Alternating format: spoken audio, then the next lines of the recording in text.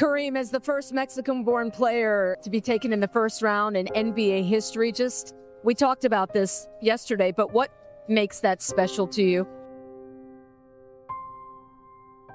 Well, it's just super special, honestly, too.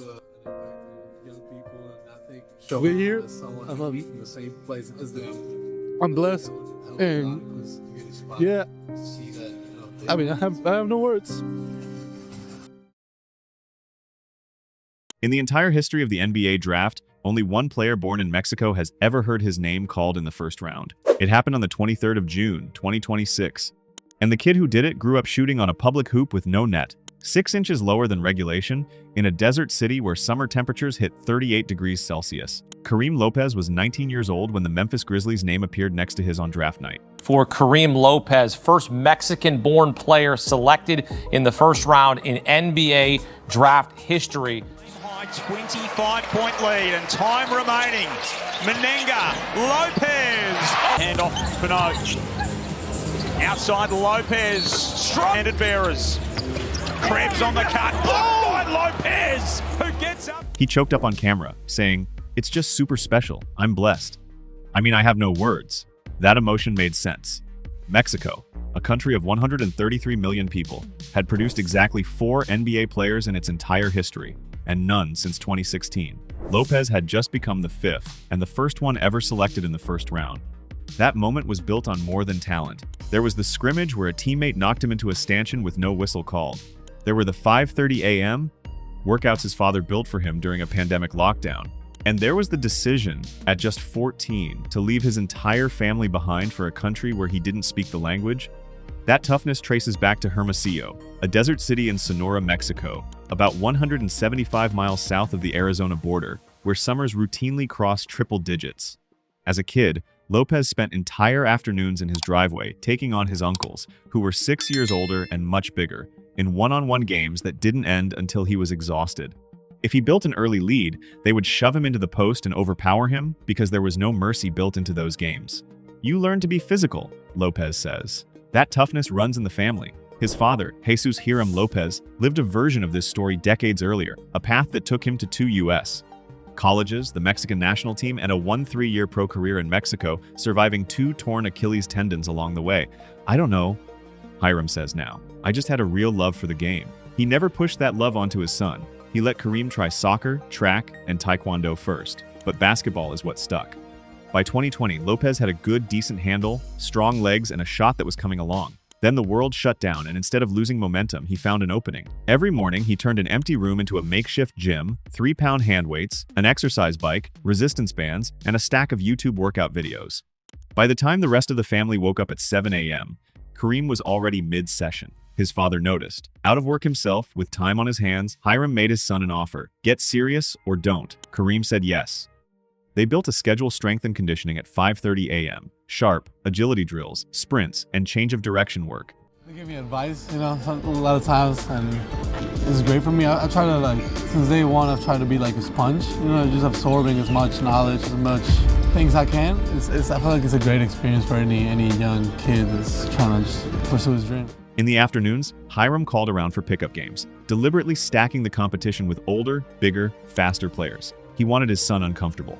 According to Karim, "My father never forced anything on me. I wanted to do it, but he made me work." It worked almost violently fast.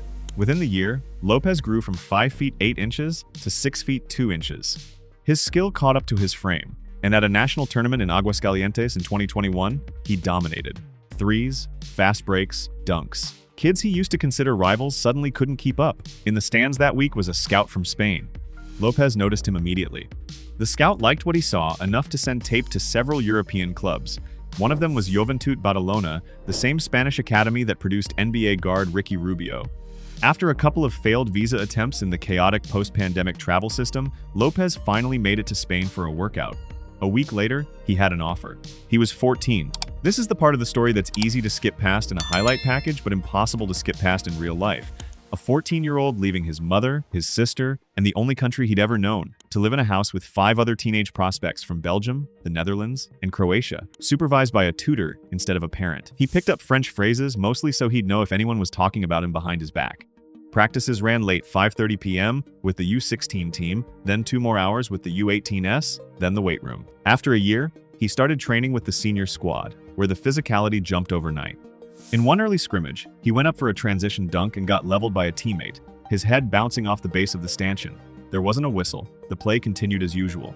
After this, he admitted that those practices made me tougher. His father puts it more plainly. Leaving Mexico at 14 wasn't easy on Karim, but Hiram had already lived a smaller version of it himself, leaving home for college in the US. He told his son there are sacrifices built into chasing a dream like this.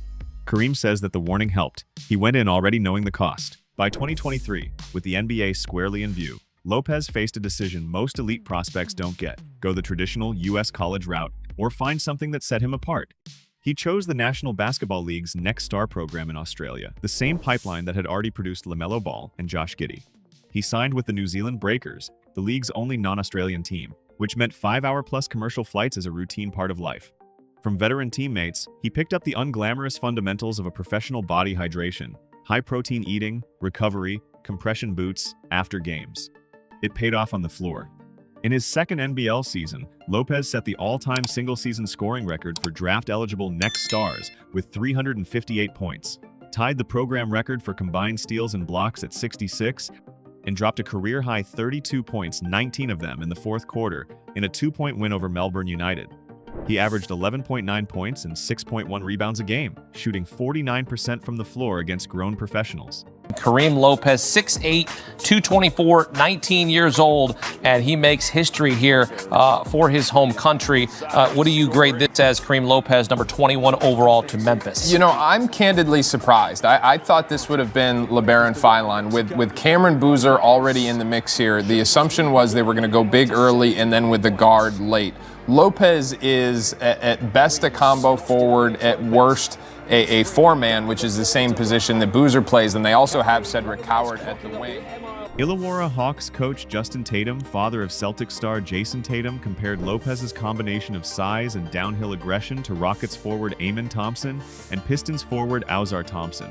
He's not afraid of the moment, Tatum says. He's seen that same calm self-belief in his own son. You got the ones who are cocky that haven't done anything, Tatum says. But then you have the ones who are like, I have to believe in myself because I put the work in. That's Karim. Here's a detail that gets lost in the stat sheet. New Zealand is also where Karim and his father finally became close. A pro career had kept them apart for years growing up. When Hiram retired in 2022, he moved with his son to New Zealand, and for the first time, they lived together full-time, with beach days on, off days, and regular dinners at a local Mexican restaurant that quietly became their spot. By his second season, the visits to that restaurant slowed down. Tacos and enchiladas didn't fit the strict diet of a draft prospect anymore. Hiram laughs about it now. He's so conscious of all of it. You gotta be a little crazy to make the NBA. He checks all the boxes. Eduardo Nájera, the only other Mexican-born player ever drafted, doesn't see Lopez's rise as proof that Mexican basketball has arrived. He sees it as proof that it's just getting started. Mexico, he points out, treats sports as a public service funded by the government, not an industry built by private investment, the way it is in the US. There aren't enough camps, leagues, or refurbished courts. There should be 7 or 10 players competing for NBA spots right now, not one. The NBA itself has been laying groundwork in the country since 2009, with regular sold-out games in Mexico City, and the G League's Mexico City Capitanes franchise launched in 2021. By the league's own estimate, there are over 30 million basketball fans in Mexico.